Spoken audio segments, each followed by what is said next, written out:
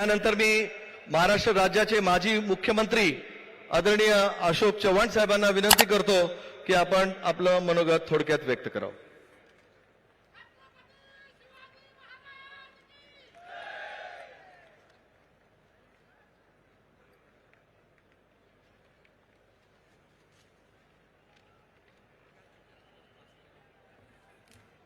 ठीक आहे. देशाचे आदरणीय गृहमंत्री श्री अमितभाई शहा, राज्याचे उपमुख्यमंत्री आणि गृहमंत्री देवेंद्र फडणवीसजी, सन्मान्य प्रांताध्यक्ष भाजपाचे श्री बावनकुळेजी, मंचावर उपस्थित असलेले सर्व मान्यवर नेतेगण, आज या संभाजीनगरमध्ये होणाऱ्या विशाल सभेला आलेले सर्व भाजपाचे नेते, कार्यकर्ते, सर्वसामान्य नागरिक, बंधु भगिनी आणि सहकारी मित्रांनो, सर मुझे ये पहला मौका है भाजपा में आने के बाद संबोधित करने के लिए आपने मुझे पहला मौका दिया है, इसका मैं तहे दिल से आपका शुक्रिया अदा करता हूं. आदरणीय देश के यशस्वी प्रधानमंत्री नरेंद्र मोदी जी, अमित भाई शाह साहब, जेपी नड्डा जी, हमारे देवेंद्र फडणवीस जी और बावनकुळे जी, इन सभी लोगों के आशीर्वाद से मुझे आपने इस परिवार में शामिल किया, उसके लिए लाख लाख धन्यवाद आपको यहां पर मैं देता हूं. और आने के बाद 24 घंटे के अंदर ही मुझे राज्यसभा में आपने काम करने का मौका दिया. मैं समझता हूं मेरे पे बहुत बड़ा विश्वास आपने यहां पर व्यक्त किया, जो मुझे यहां पर काम करने के लिए जिम्मेदारी मुझ पे सौंपी है, ऐसे मैं समझता हूं. और मैं आपको आश्वस्त करना चाहूंगा कि आप मराठवाड़े में आप यहां पर आए, चुनाव को सामने रखते हुए हम सबकी जिम्मेदारी है. मैं आपको आश्वस्त करना चाहूंगा कि सिर्फ मराठवाड़ा ही नहीं, पर महाराष्ट्र में जो आपने 400 पार का नारा लगाया है, उसमें बीजेपी और अलायंस महाराष्ट्र में सबसे ज्यादा सीटें लाएगी. मैं ये कह के यहां पर कहना चाहूंगा, ये योगदान हम सबका रहेगा, पर खास करके मुझ पर जो आपने विश्वास व्यक्त किया है, उसकी पूरी जिम्मेदारी आज मैं आपके सामने यहां पर कबूल करता हूं और आश्वस्त करता हूं कि मेरे सब साथी मराठवाड़े के एक जमाने में एक दूसरे के सामने थे, आज हम दूसरे के साथ हैं और साथ मिलकर इस मराठवाड़ा के जरिए हम बता देंगे कि निश्चित तौर पर मोदी साहब का जो नेतृत्व है, उसमें एक निश्चित तौर पर अच्छा काम करने का यह मौका मिला है. हमें प्रधानमंत्री जी का आभार मानना चाहिए, चाहे वो हमारे करार साहब हो, दानवे साहब हो. केंद्र में हमें ऐसा नेतृत्व आपने दिया कि जिसके जरिए केंद्र के 5 साल के अच्छे काम हुए.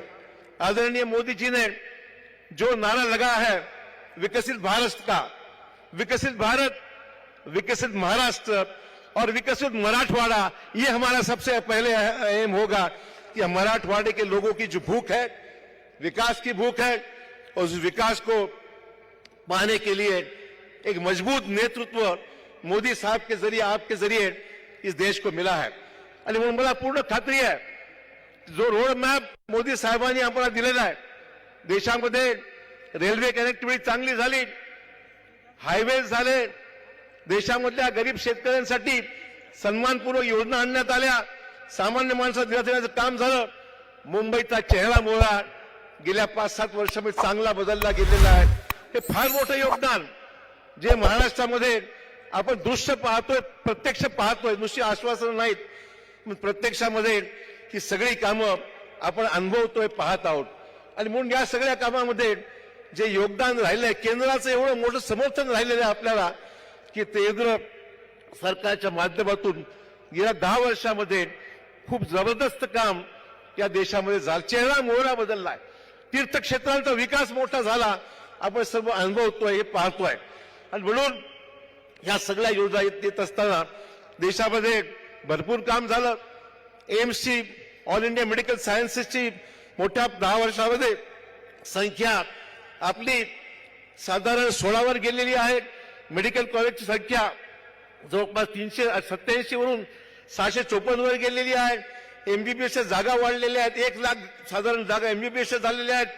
आणि गरीब नागरिकांसाठी 5 लाख रुपयापर्यंत उपचार सुविधा केवळ आणि केवळ मोदी साहेबांच्यामुळे प्रधानमंत्री जन आरोग्य योजना आज देशात सर्वत्र लागू झालेली आहे. त्यामुळे विकासावर प्रत्येक क्षेत्रामध्ये राष्ट्रीय पातळीवर आंतरराष्ट्रीय पातळीवर भरपूर कामं या देशामध्ये निश्चित चांगल्या पद्धतीने या ठिकाणी सुरू झालेली आहेत. मी दुसऱ्या पक्षात असताना सुद्धा मी कधी टीका टिप्पणी मोदी साहेबांवर व्यक्तिशः यासाठी केली नाही. जे चांगलं चाललंय तर चांगलंच म्हणलं पाहिजे हे मी या ठिकाणी कबूल केलो. या ठिकाणी दानवे साहेबांचं काम असेल, वंदे भारत एक्सप्रेस ही मराठवाड्यात आणण्याचं काम जर कोणी केलं असेल तर आमच्या दानवे साहेबांनी खूप योगदान दिलं. या ठिकाणी कराड साहेबांनी मोठं काम या ठिकाणी मराठवाड्यात केलं. हे योगदान साधं सुद्धा योगदान नाहीये. संधी मिळाली, संधीचं सोनं केलं आणि मराठवाड्याला न्याय द्यायचं काम केलं. अनेक प्रश्न आहेत, सर्वांचा वापर मी या ठिकाणी करणार नाही, परंतु मराठवाडा कृषीप्रधान क्षेत्र आहे. या भागात अनेक समस्या अजूनही आहेत, ते पूर्ण आपल्याला करायच्या आहेत. मला या ठिकाणी मुख्यमंत्री शिंदे साहेबांचं, देवेंद्रजींचं आभार मानले पाहिजेत की मराठा समाजाला 10% आरक्षण कायद्याने दिलं, हे मला मुद्दाम या ठिकाणी नमूद केलं पाहिजे. आणि ज्याच्यामुळे निश्चितच फार वर्षापासून हा प्रश्न अडकला होता, तो मार्गी लागला. सगळ्या सोयऱ्यांचा विषय सुद्धा कायदेशीर प्रक्रिया पूर्ण करून तोही मार्गी लागणार आहे, यावर शंका आम्हाला नाहीये. आणि म्हणून निश्चित जे चांगलं चाललंय त्याचे या ठिकाणी आव्हान नक्की मानले पाहिजेत. मात्र मी जास्त वेळ या ठिकाणी घेणार नाहीये, परंतु विकसित भारताच्या स्वप्नपूर्तीसाठी अब की बार 400 पार, अब की बार. तर मित्र, अधिक वेळ मी न घेता, वेळेची कमतरता असल्यामुळे अधिक वेळ मी घेत नाही. या ठिकाणी शहासाहेबांचं मनपूर्वक या ठिकाणी स्वागत करतो आणि आपल्या सर्वांना आश्वस्त करतो, मिळून काम करूया आणि मराठवाड्यात दाखवून देऊया की सर्वच्या सर्व जागा आपल्या युतीच्या आपण निवडून देऊ. जय हिंद, जय महाराष्ट्र.